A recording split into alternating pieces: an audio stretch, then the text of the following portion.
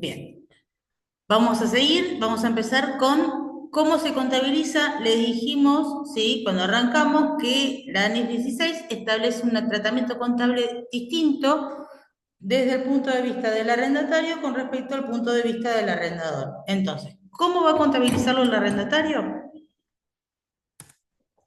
Ya lo estuvimos charlando. En el caso del arrendatario, el tratamiento contable es a la fecha del comienzo del contrato. Cuando hablamos del comienzo del contrato, estamos hablando a la fecha de firma del contrato. Un arrendatario reconocerá un activo por el derecho de uso y un pasivo por el arrendamiento. ¿Sí? Ya lo vimos, ya lo estuvimos charlando. Básicamente, entonces, lo que vamos a hacer es esto: contabilizar el activo por un lado, el pasivo por el otro. Hasta ahí viene genial. Ahora, ¿cuánto va a valer ese activo? ¿Sí? Es el punto. ¿Cómo vamos a evaluar ese activo y cómo vamos a evaluar ese pasivo? Bien, entonces, ojo con esto, porque una cosa es leerlo y otra cosa es pensarlo. Parece más difícil o va a sonar un poco más difícil de lo que realmente es. Entonces, a ver, dice, a la fecha de comienzo, un arrendatario medirá el activo por derecho de uso a su costo, ¿sí? ¿Cuál va a ser el costo? Lo que se obligó a pagar a valor actual. Bien, el valor del activo no es ni más ni menos que lo que se obligó a pagar, pero a valor actual, ¿sí? Entonces, ¿qué es lo que en un contrato de arrendamiento uno se puede obligar a pagar? ¿Sí? En principio, las cuotas, lo que llamamos las cuotas mínimas del arrendamiento, que son las cuotas, ¿sí? Del contrato de alquiler, las cuotas que se obligó a pagar, ¿sí? Dice, el valor presente o actual de los pagos que no se hayan hecho, porque si hubo un pago al contado, ese obviamente no se va a tener en cuenta, ¿sí? El valor actual de los pagos que no se hayan hecho, ¿sí? A la tasa implícita del arrendamiento. Si no puede determinarse, se usará la tasa incremental para los pasivos. Entonces, vamos a repasar esta parte. ¿Qué vamos a hacer? Vamos a agarrar y decir, bueno, a ver, ¿qué es lo que me obligué a pagar? ¿Sí? El valor actual de los pagos, lo que yo me obligué a pagar, traídos a valor actual. Ahora, ese valor actual, ¿sí? Ese valor actual, ¿cómo lo descontamos? Porque decimos, valor actual, tenemos un valor de pago, las cuotas que vamos a pagar, lo tenemos que descontar para calcular el valor actual. ¿A qué tasa se va a descontar?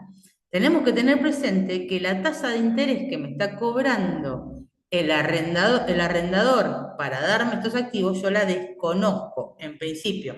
En realidad, en la mayoría de los contratos de leasing financiero, los que hacen los bancos, por ejemplo, sí conozco cuál es la tasa la tasa del arrendamiento, ¿sí? Porque lo dice el contrato. En el caso de que no fuera un arrendamiento, no fuera un arrendamiento, un contrato de leasing con una entidad financiera en donde no figure la tasa de interés, ¿sí? Se puede calcular cuál es esa tasa implícita, ¿sí? Para eso tenemos que ir, la norma define, ¿sí? Cuál es la tasa implícita del arrendamiento, y dice que la tasa implícita del arrendamiento es la tasa que iguala, ¿sí? El valor corriente del activo con los pagos a realizar, ¿sí? La tasa que iguala el valor corriente del activo con los pagos a realizar. Entonces, básicamente, el costo del activo, en este caso, es el valor corriente del activo. ¿Me siguen? ¿Sí? Porque si la tasa de descuento es la que iguala la tasa implícita del arrendamiento, la tasa que iguala los pagos a realizar con el valor corriente del activo, básicamente el valor presente del activo es su valor corriente al momento de la firma del contrato. Pero esto teniendo en cuenta que muchas veces, ¿sí? No estamos adquiriendo un bien sin un derecho de uso. Ese derecho de uso es un poquito más difícil de determinar cuál es su valor corriente. ¿sí? Entonces, si tengo conocimiento de cuál es el valor corriente del derecho de uso que estoy adquiriendo, perfecto. Entonces, el valor corriente será el valor actual de los futuros pagos a realizar. Si no tengo conocimiento del valor corriente, pero sí cuento con la tasa de interés porque lo dice el contrato, genial, ahí tenemos la tasa de descuento que no sería implícita, sino que estaría clara en el contrato, ¿sí? La tasa de interés propia del arrendamiento. Si no puedo determinar, ¿sí?, ni el valor corriente ni la tasa implícita del arrendamiento, entonces voy a utilizar la tasa a la cual yo adquiriría un pasivo de estas dimensiones. ¿Sí? ¿Cuál es la tasa de interés que me cobran por un pasivo de esta dimensión?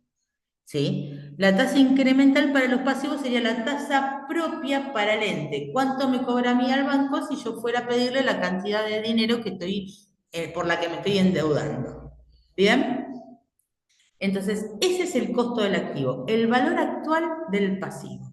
¿Qué significa esto? Vamos a volver al asientito que yo les hice.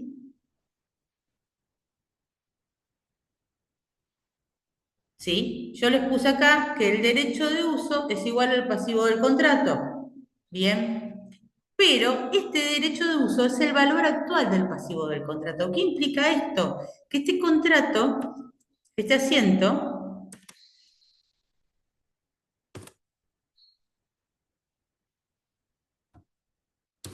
se puede, ¿sí?, reorganizar, sería el mismo asiento, los mismos valores, pero yo voy a decir, a ver, si esto es un valor actual, el valor de contado, ¿sí? Yo puedo decir entonces que el pasivo del contrato se puede medir como el valor actual más los intereses.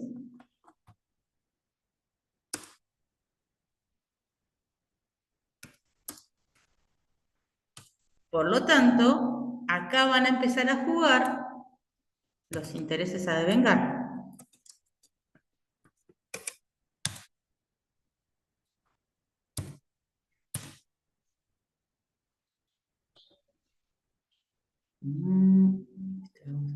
Vamos a centralizar. ¿Sí? Yo voy a tener entonces los intereses del contrato, por un lado, el valor del activo, que es el derecho de uso, ¿sí?, y el pasivo del contrato, que son los pagos que me obligué a realizar de manera nominal. ¿Sí? ¿Cuánto me obligué a pagar? Básicamente, ¿sí?, el valor, el activo, el derecho de uso va a ser el valor actual de lo que yo me obligué a pagar. Entonces ahora lo que vamos a tener que definir es qué me obligué a pagar. ¿Bien? Fíjense qué dice. Bueno, el valor presente actual de los pagos que no se hayan hecho, los pagos por arrendamiento realizados en la fecha de comienzo o antes, menos los incentivos del arrendamiento recibido, los costos directos iniciales incurridos por el arrendatario. Atención con esto, porque por ejemplo, en un contrato de leasing por un rodado, la inscripción del contrato tiene que hacerse ante el registro del automotor. Entonces, esos costos, que son costos necesarios para la puesta en funcionamiento del activo, forman parte del costo del activo, ¿sí? Aún si yo los pago al contado.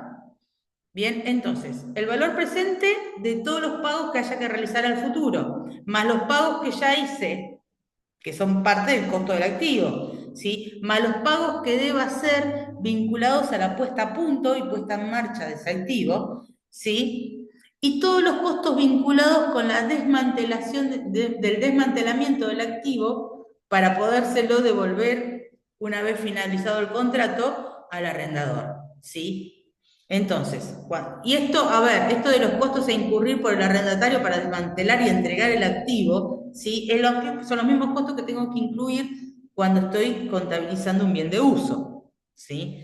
Entonces, a ver, esta definición de costo del derecho de uso no se va mucho más allá del costo de incorporación de cualquier bien de uso, ¿sí? Este derecho de uso, ¿sí?, no tiene un criterio de medición muy distinto, ¿sí? Al de cualquier bien de uso. A ver, porque cuando hablo del valor presente o el valor actual de los pagos a realizar, es el costo de contado, ¿sí?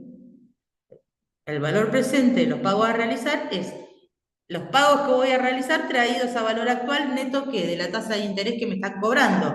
Entonces esto se llama el precio de contado. ¿Sí? Los pagos que ya realicé también son precio de contado. Los costos vinculados a la incorporación del activo, ¿sí? ¿Se acuerdan que el criterio de medición de cualquier bien de uso es costo de contado más los gastos necesarios para su puesta a punto, más los gastos de desmantelamiento cuando haya que darlo de baja. Todo esto es criterio de medición básico de cualquier bien de uso. Entonces, no nos estamos despegando para nada de un criterio de costo de incorporación al patrimonio. ¿Bien? Entonces, el activo se va a medir por los pagos que me haya obligado a realizar netos de intereses, valor de contado, más los pagos al contado que yo ya haya realizado, ¿sí? Más los costos de incorporación, más los costos de desmantelamiento. Perfecto, ¿sí? Del otro lado van a ir las formas en que yo haya pagado o vaya a pagar esto. ¿Sí? Entonces, la medición inicial del activo, costo de incorporación, como cualquier otro activo. ¿Bien? Profe, disculpe, ¿está mostrando el Power o quedó en el Excel? ¿Me quedé en el Excel? Sí, Puede estamos ser mirando el que... Excel. Perfecto, ahí voy al Power de vuelta. Rebobinamos, vamos para atrás, ahí está.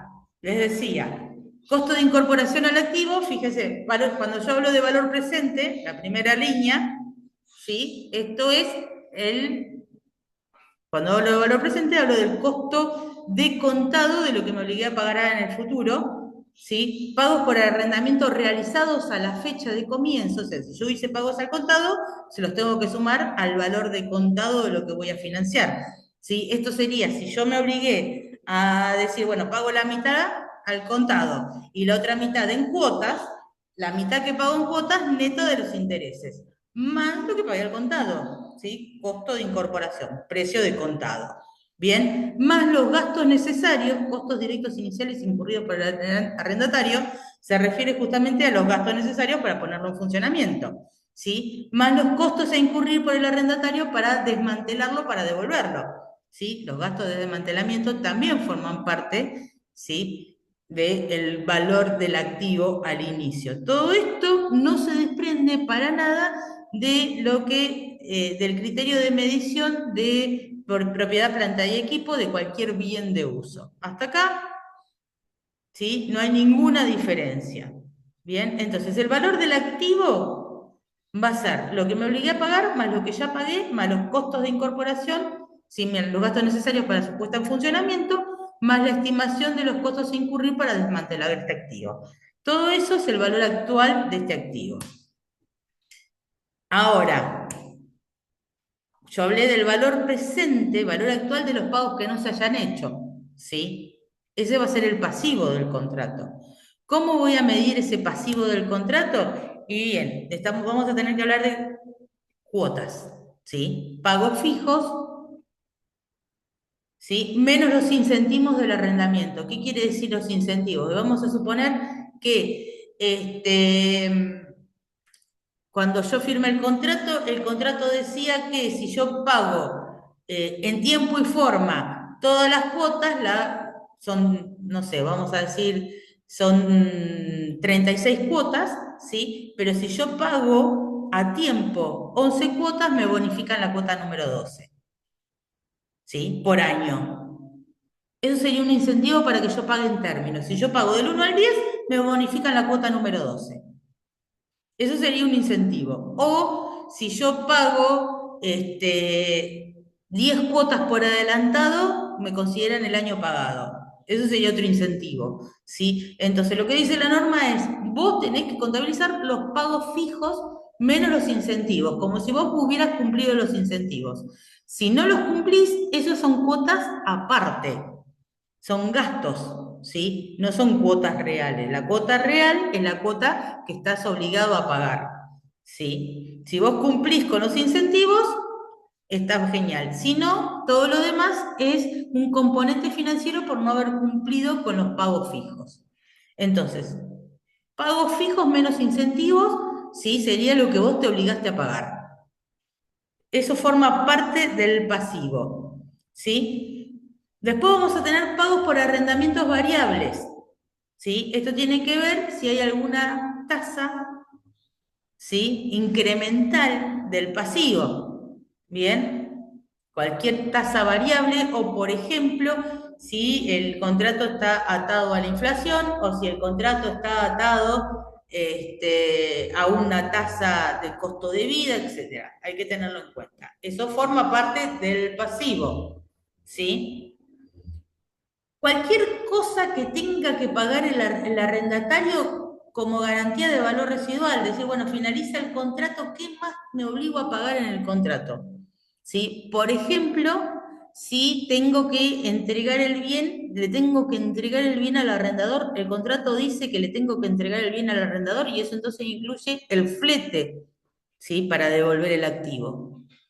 ¿Sí? Cualquier valor residual, cualquier costo que incluya, ¿sí? El contrato, perfecto, también es parte del pasivo del contrato. ¿Sí? La opción al compra, si yo planeo utilizarla. Entonces, a ver, si hay las cuotas del contrato forman parte del pasivo. ¿Sí? Las tasas variables en el caso de que existan forma parte del pasivo. Si va a haber un incremental del pasivo, tengo que tener en cuenta para medir el pasivo.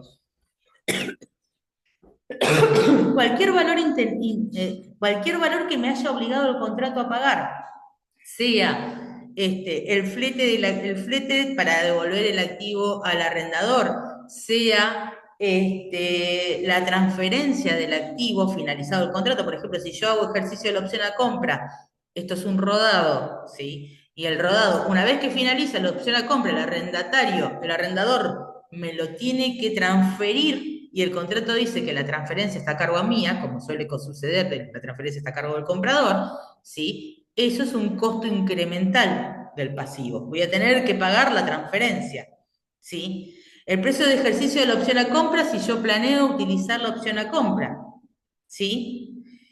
Y los pagos por cualquier penalización derivadas de terminar el contrato antes de tiempo si yo planeo terminar el contrato antes de tiempo. Todo eso forma parte del pasivo del contrato.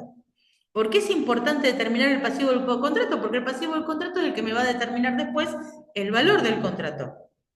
A ver, rebobinemos. Entonces, vuelvo al Excel.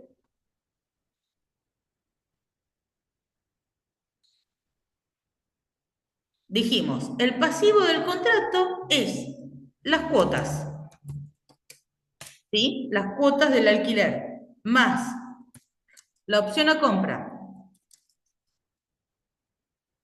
¿sí? Uy,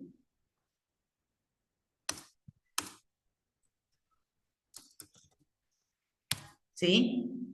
Más las tasas variables, ¿sí? Si acá está, a ver, si la cuota está fijada en dólares, ¿sí? Si la cuota está atada a una tasa de interés, si la variable, si la cuota está atada a la inflación, si se plantea que cada 6 meses se va a revaluar la cuota, por ejemplo, como en los contratos de alquiler, que hay un componente inflacionario para ir ajustando el alquiler semestralmente. Lo que exista forma parte del pasivo del contrato, ¿sí? Más los valores residuales. Cualquier costo que yo me obligue a pagar, ¿sí? Por la finalización del contrato. Yo les decía, si está a mi cargo la devolución del activo, el flete del activo. Si está a mi cargo la transferencia del activo, el costo de la transferencia del activo. Si está a mi cargo la refacción, la puesta a punto o lo que sea para devolver el activo, todos esos valores residuales que yo me obligué a pagar, ¿sí? Forma parte del pasivo del contrato. Cuotas, más opción a compra, más tasas variables, más valores residuales, más penalizaciones por rescisión del contrato.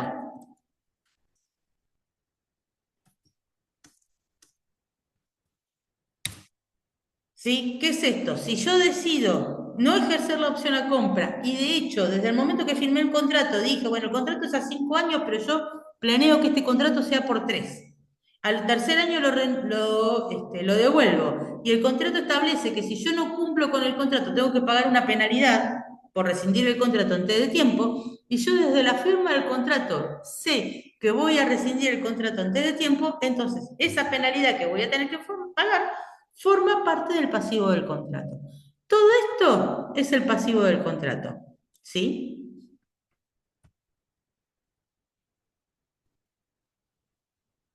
A ver, denme un segundito.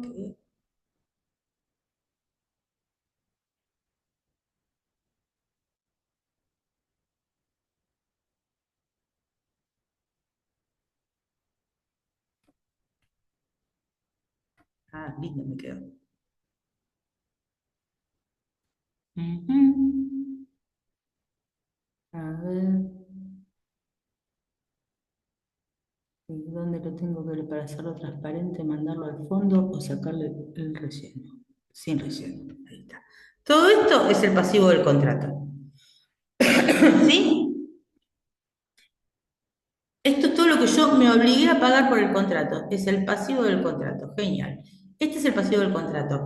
¿Cuánto vale el activo del contrato? El valor actual, ¿sí? ¿Cuánto vale el activo del contrato? El derecho de uso. ¿Cuánto vale?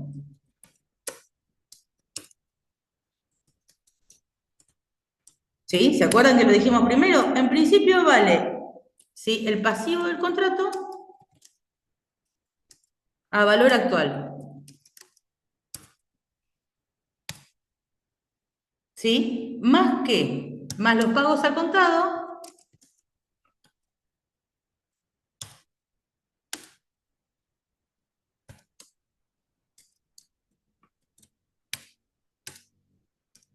más los gastos de incorporación o de compra, ¿sí? Más los gastos de desmantelamiento.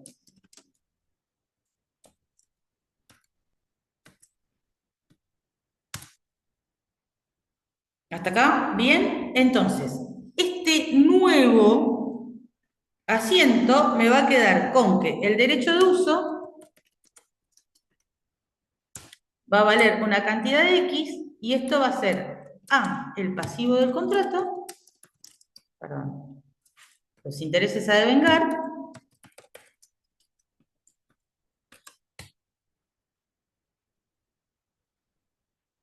vamos a poner así, a ver si...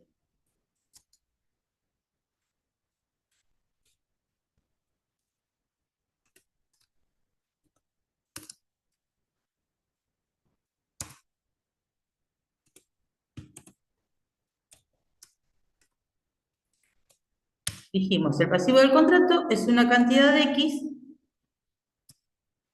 menos el interés, perdón, más el interés. Los pagos más el interés. ¿Bien? Acá dijimos que iba el interés. El derecho de uso va a ser esta cantidad de X, ¿sí? Sin el interés, porque está traído a valor actual, más los pagos al contado, más los gastos de compra, más, ¿qué más dije? Los gastos de desmantelamiento. ¿Sí? Esta cantidad que yo puse X más Y, dijimos que eran las cuotas, más el interés, más las penalizaciones, más la opción a compra. ¿Sí? Acá le vamos a poner el interés.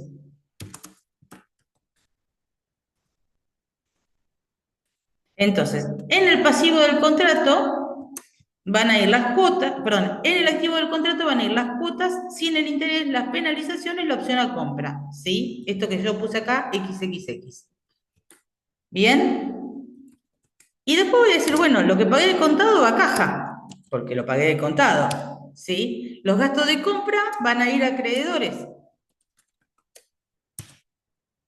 ¿sí? Porque o se los pagué a los acreedores o se los debo, no importa, pero eso. Y los gastos de desmantelamiento, ¿sí? Son gastos de desmantelamiento a pagar. No sé cómo los voy a pagar, no sé cuándo los voy a pagar. Como son estimaciones, yo diría que serían previsión por gastos de desmantelamiento.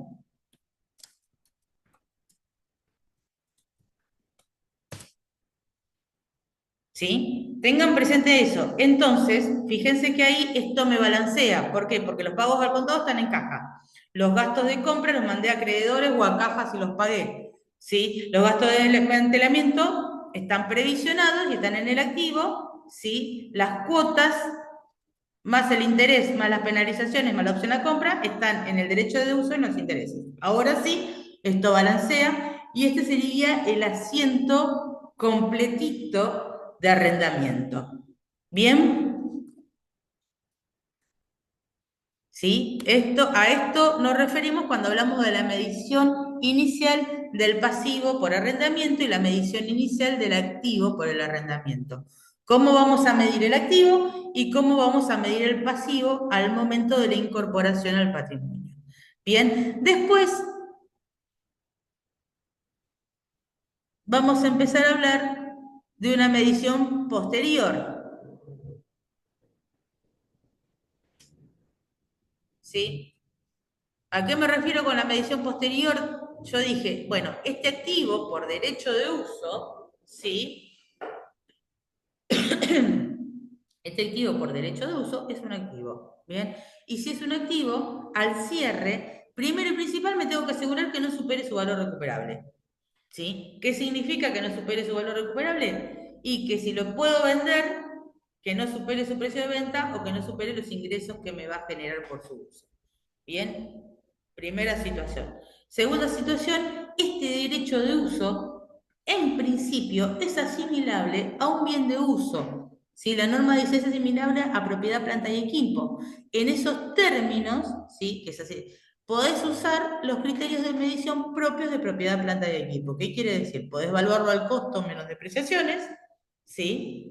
Costo histórico, que es el costo de incorporación al patrimonio, menos las depreciaciones entendidas, como decir, bueno, a ver, ¿cuánto dura este contrato? ¿Vos cuánto vas a tener este derecho de uso? ¿5 años, 3 años? Lo que dure el contrato. Bueno, este activo lo vas a depreciar en la cantidad de años que dure el contrato y ya está. ¿Sí? Eso sería un modelo de costo. Valor original menos depreciaciones. ¿Sí? También podés utilizar, ¿sí?, un criterio de valor razonable. Es decir, bueno, si yo pudiese y quisiera transferir este derecho de uso, ¿sí?, ¿cuánto me pagaría el mercado por este derecho de uso? En ese caso, vamos a medirlo. Obviamente, a menos dure este derecho de uso, menos valor de mercado va a tener, por lo tanto, la depreciación del derecho de uso va a estar en su propia medición. ¿Sí? El activo por el derecho de uso se puede medir al valor original menos depreciaciones o se puede medir a valor razonable, ¿sí?, igual que cualquier activo de la NIC 16 de propiedad, planta y equipo, bien, y siempre teniendo en cuenta que su valor no supere su valor recuperable, en cuyo caso va a haber que desvalorizarlo. ¿Hasta acá vamos bien? ¿Sí? En el caso del pasivo, bien, esto seguimos en lo que yo les decía, no es nada nuevo. En el caso del pasivo, sí, lo que vamos a tener que tener presente siempre, sí, es que no haya nosotros vamos a medir los pasivos también a su costo de cancelación. Básicamente, cuando habla del costo de cancelación, estamos hablando del valor actual de los pagos futuros. ¿A cuánto podría hoy cancelar el activo? ¿Sí? Acuérdense siempre.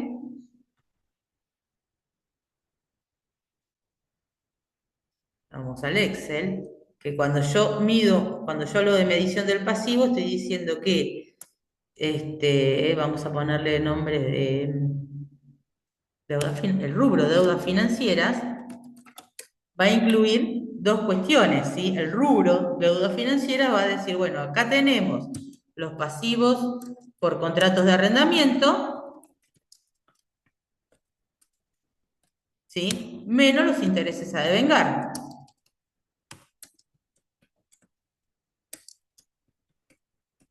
¿Sí? O sea que, ay, siempre me olvido que si le pongo un signo. Bien, entonces siempre tengan presente esto, que cuando yo hablo del valor actual de los pasivos, del valor de cancelación de los pasivos, estoy teniendo en cuenta que el pasivo del contrato está por su valor jurídico, ¿sí? Por su obligación jurídica, por el total de la deuda, ¿sí? Y que la medición a valor actual, si se quiere, el sacarle los intereses, están los intereses a devengar. La totalidad del pasivo menos los intereses a devengar, y un mosquito que me está volviendo loca. Y encima me está picando, me pica la oreja, una maldad. Bien, estoy quedando grabada, no tengo vergüenza. Bien, tengan presente entonces que la medición del pasivo es el valor nominal de la deuda menos los intereses que todavía no están devengados. ¿Sí? Entonces el valor actual del pasivo está determinado por esto, por el total menos los intereses a devengar. ¿Sí? Si yo contabilicé correctamente los intereses a devengar, el activo está medido a su valor actual o a su valor de cancelación al momento del cierre del ejercicio. Entonces, lo que voy a tener que hacer es evaluar si el valor de cancelación del pasivo, perdón, se mantiene a lo largo del tiempo, ¿sí? Porque el valor razonable de un pasivo es su valor de cancelación al cierre del ejercicio. Si yo tuviese la plata y quisiera cancelarlo, ¿cuánto debiera pagar para poderlo hacer? ¿Bien? Es entonces la medición del pasivo.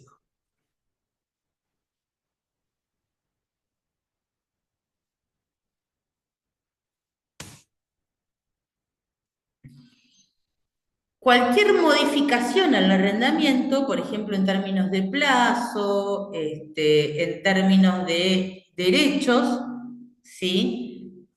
Que incrementara el derecho de uso o incrementara el pasivo o incrementara ambos, se puede contabilizar por separado o se puede incrementar el derecho de uso de acuerdo a las particularidades propias. A ver, si yo arrendé una mesa, ¿sí? A 3 años y decido quedármela a 5, es el mismo contrato extendido, ¿sí? Pero si yo arrendé una mesa y decido extenderlo a 2 mesas, en ese caso puedo agregar un contrato aparte, ¿sí? Eso es lo que básicamente dice la norma con respecto a las modificaciones al arrendamiento. Que se puede modificar el mismo contrato o se puede contabilizar un contrato nuevo dependiendo de las particularidades del contrato. A ver qué más, así ya podemos pasar. Sí, esto ya estamos. Lean ustedes. Vamos a la contabilidad del arrendador. Lo bueno de la contabilidad del arrendador, ¿cómo tiene tiempo? A ver.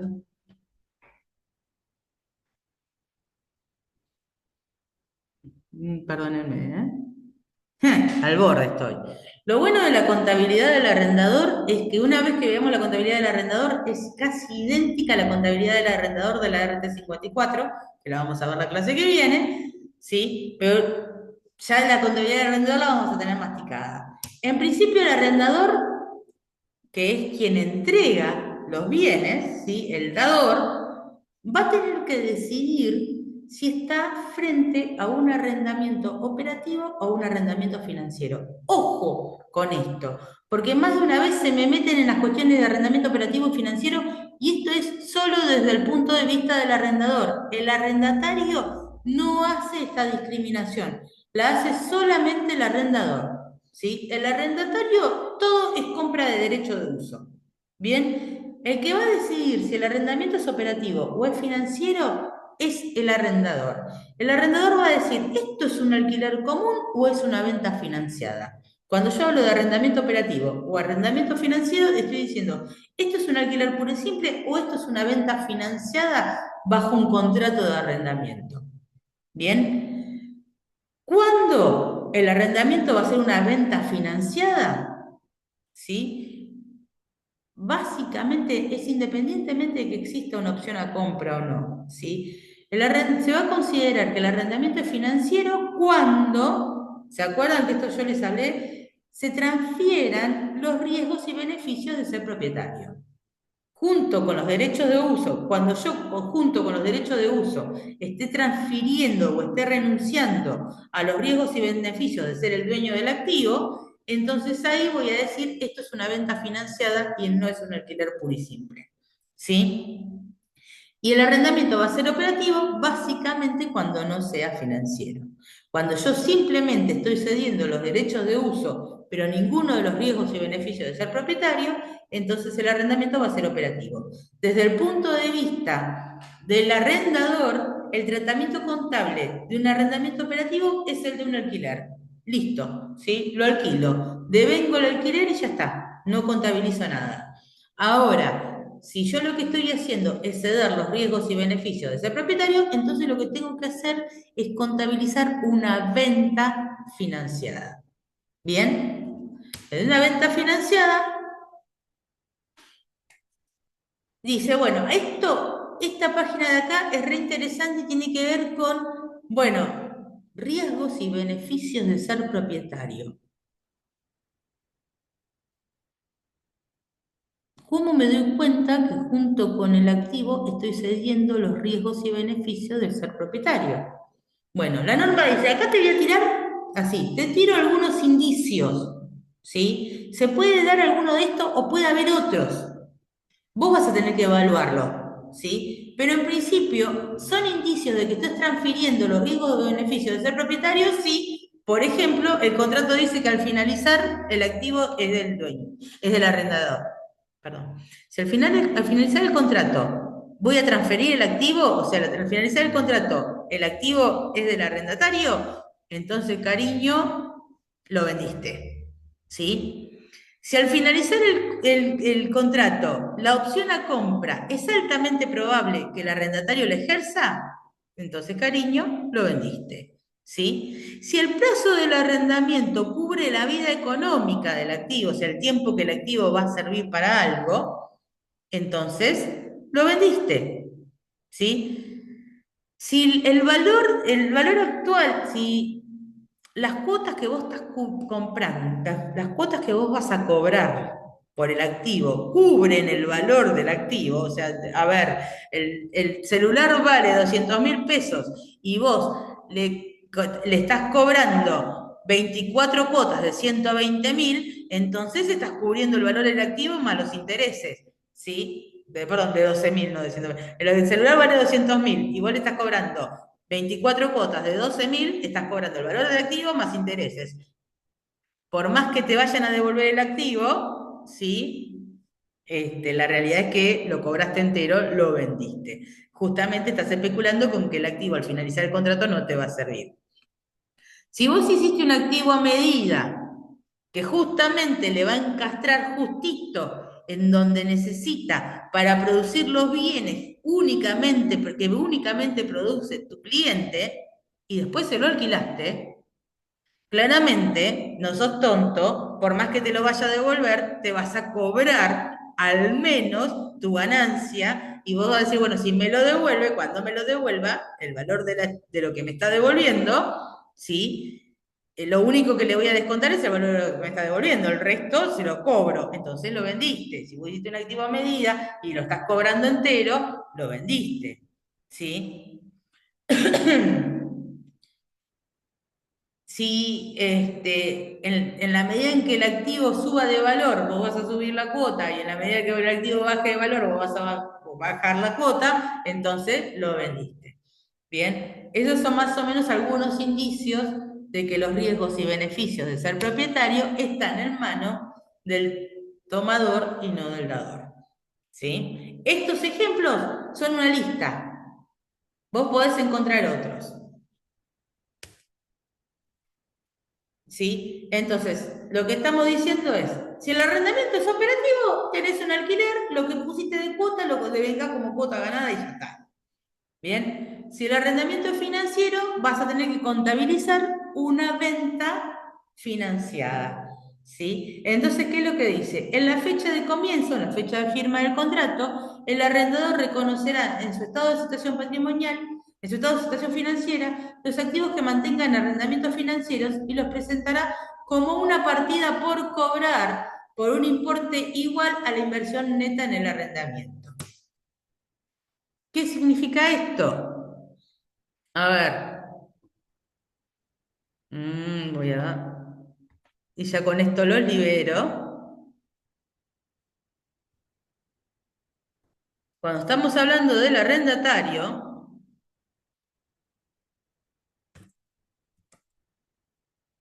perdón, del arrendador, y vieron que les dije que me confundía. Cuando estamos hablando del arrendador, ¿sí? Vamos a suponer, el arrendador tenía un activo, un bien.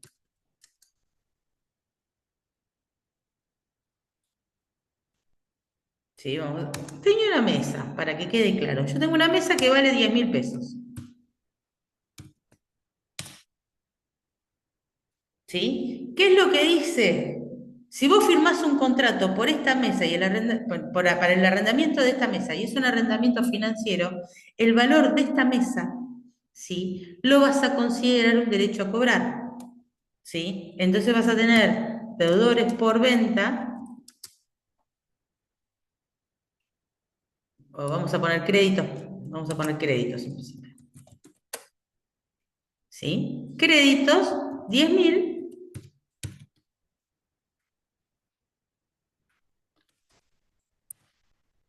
a mesa, 10.000.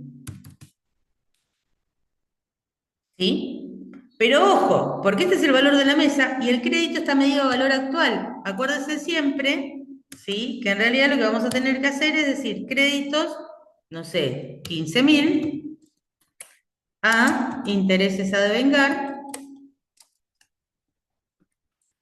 5.000 a mesa, 10.000. ¿Sí? Esta es la posición inicial. ¿Sí? Yo estoy diciendo que tengo derecho a cobrar 10.000 pesos por la mesa, ¿sí? O 15.000 si me lo pagan en cuotas. Entonces, a la firma del contrato estoy contabilizando, ¿sí? Que yo entregué el activo a cambio de un crédito más intereses. Bien, ahora, esto, ¿sí? Es en el caso en que el arrendador, ¿sí? Este es el arrendador caso general. ¿A qué se refiere con arrendador caso general? Normalmente los contratos de leasing los llevan a cabo entidades financieras, ¿sí? Los contratos de leasing los llevan a cabo entidades financieras. Las entidades financieras no tienen, ¿sí? Como objetivo vender mesas, tienen como objetivo prestar plata.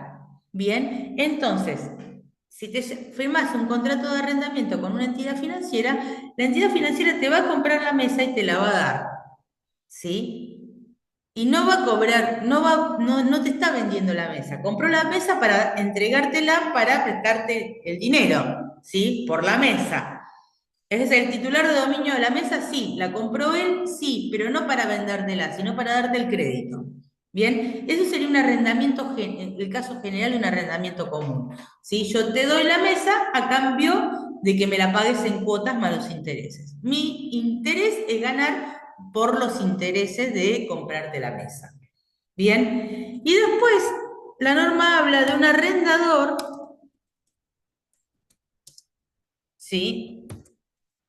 Que es revendedor o productor.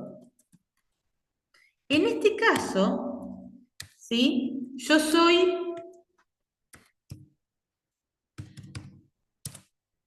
en este caso en particular, hay una cuestión en la que yo soy el productor o el vendedor, yo soy el dueño de la mueblería, ¿sí? Yo soy el dueño de la mueblería y le digo, mira, esta mesa al contado, yo en mi activo la tengo valuada a 12.000, ¿bien? Pero el precio de contado es 15.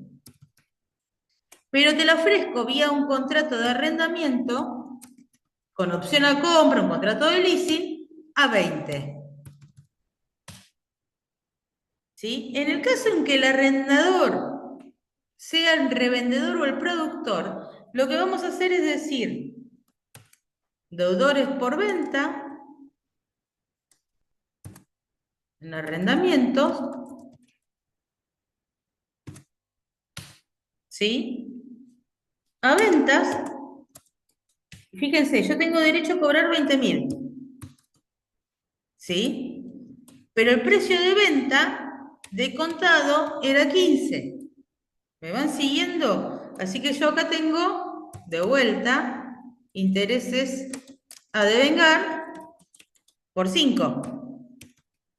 Pero aparte de eso, voy a reconocer también la ganancia por la venta. Voy a decir, ¿sí? Costo de mercaderías vendidas a mesa o a mercaderías por 10.000.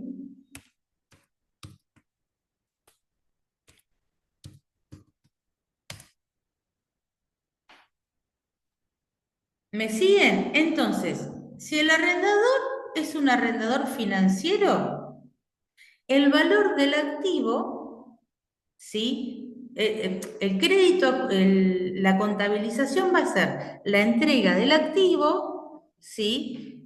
Contra un derecho a cobrar ese activo más los intereses. Si como arrendador soy productor, por un lado tengo que reconocer el valor de la venta y por el otro lado tengo que reconocer tengo que reconocer el ingreso por la financiación y por el otro lado el ingreso por la venta. Entonces lo que dice, el problema es cómo sé si el activo vale 10.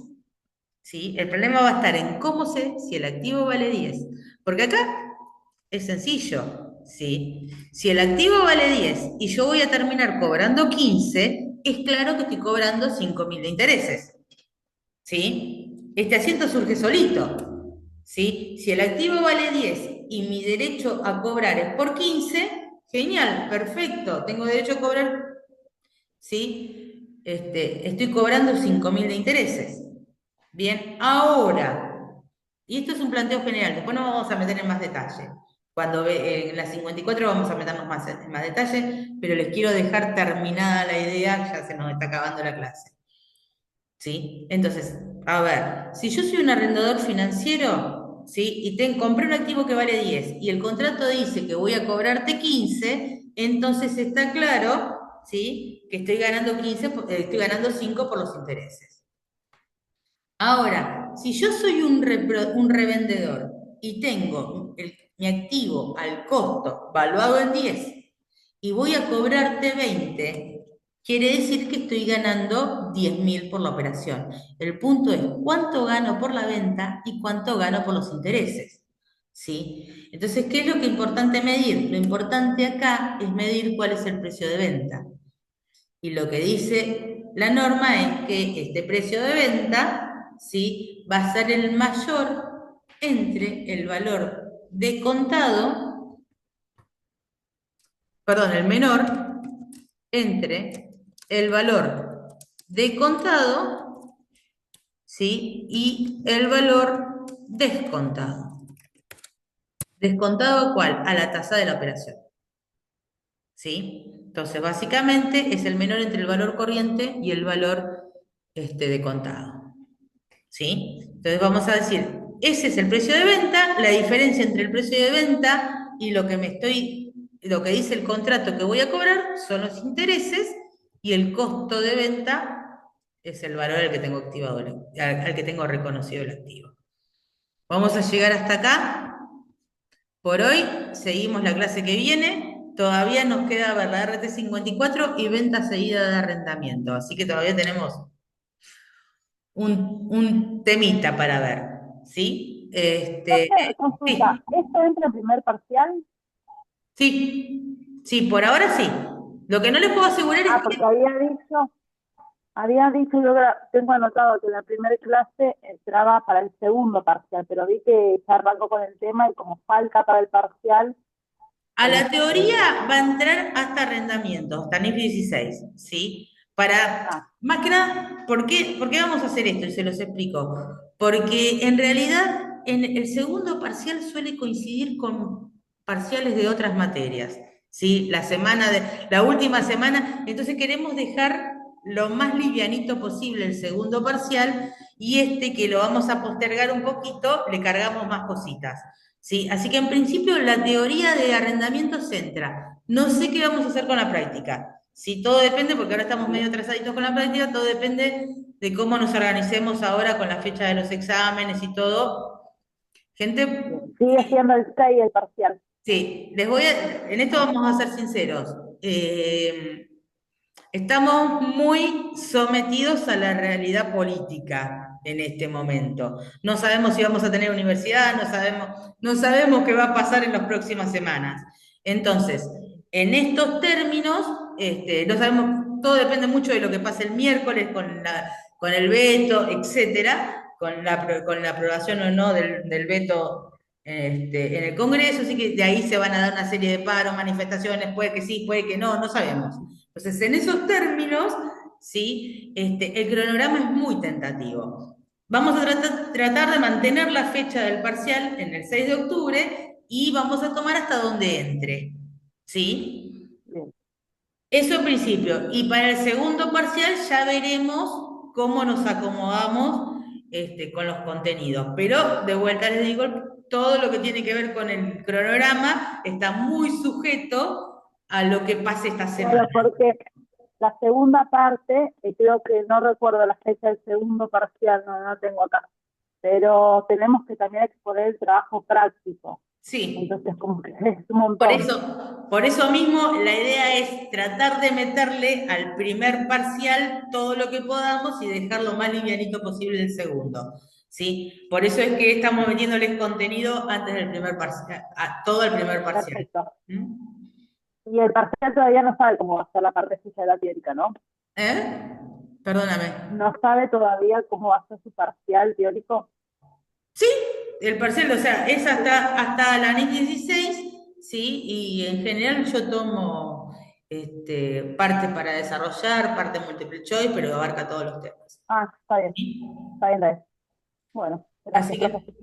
bien, vamos a dejar hasta acá. Me queda todavía ver RT54 y venta seguida de arrendamiento. Y bueno, cualquier novedad con el cronograma lo vamos a ir poniendo a tono, pero bueno, todo depende mucho de esta semana.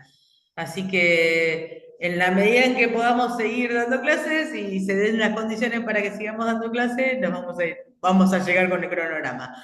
Gente, nos vamos a pausar la grabación.